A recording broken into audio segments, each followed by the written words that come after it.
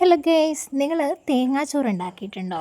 വളരെ എളുപ്പത്തിൽ തയ്യാറാക്കാൻ വേണ്ടി പറ്റും. എങ്ങനെ തയ്യാറാക്കാമെന്ന് നോക്കാം. അതിനായിട്ട് 2 വലിയുള്ളി, ചെറിയൊരു ക്യാരറ്റ്, ചെറിയൊരു തക്കാളി, കുറച്ച് ഇഞ്ചി, കുറച്ച് കറിവേപ്പിലയും കുറച്ച് മല്ലിയിലയും കൂടെ എടുത്തിട്ടുണ്ട്.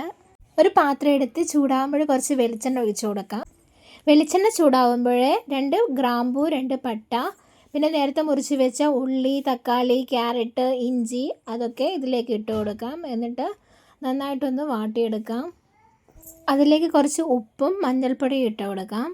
എന്നിട്ട് നന്നായിട്ടൊന്ന് മിക്സാക്കി കുറച്ച് സമയം ഒന്ന് മൂടി വെക്കാം. തേങ്ങാച്ചോറ് ഉണ്ടാക്കാൻ വേണ്ടി ഞാൻ റേഷൻ അരിയാണ് എടുത്തിട്ടുള്ളത്. 1.5 നാഴി അരി എടുത്തിട്ടുണ്ട്. അരി നന്നായി കഴുകി നമുക്ക് അതിലേക്ക് ഇട്ട് കൊടുക്കാം. ഇതിലേക്ക് ഞാൻ തിളച്ച വെള്ളം ഒഴിച്ച് കൊടുക്കുന്നുണ്ട്. അരിയേക്കാൾ കുറച്ച് കൂടുതലായിരിക്കണം വെള്ളം എടുക്കേണ്ടത്. അരിയൊന്ന് വേവട്ടെ, നമുക്കതൊന്ന് മൂടി വയ്ക്കാം.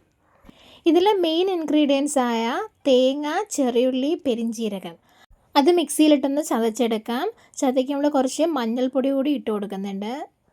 അരി വെന്ത് വരുന്നുണ്ട്. ഇനി നമുക്കതിലേക്ക് ചതച്ച് വെച്ച തേങ്ങ ഇട്ട് കൊടുക്കാം. പിന്നെ കുറച്ച് നെയ്യ് കൂടി ഇട്ട് നന്നായിട്ട് മിക്സാക്കാം. നമ്മളുടെ ചോറ് വെന്തിട്ടുണ്ട്, വെള്ളവും നന്നായി വറ്റിയിട്ടുണ്ട്. നമുക്കിനി അതിൻ്റെ മേലെ കുറച്ച് മല്ലിയില ഇട്ട് കൊടുക്കാം. ഇതാ നമ്മുടെ തേങ്ങാച്ചോറ് റെഡി ആയിട്ടുണ്ട്. ഇതിൻ്റെ കൂടെ അച്ചാറും പപ്പടവും ചമ്മന്തിയും മാത്രം മതി കഴിക്കാൻ വേണ്ടിയിട്ട്. ചിക്കൻ ഫ്രൈ ആകുമ്പോൾ അടിപൊളിയായിരിക്കും.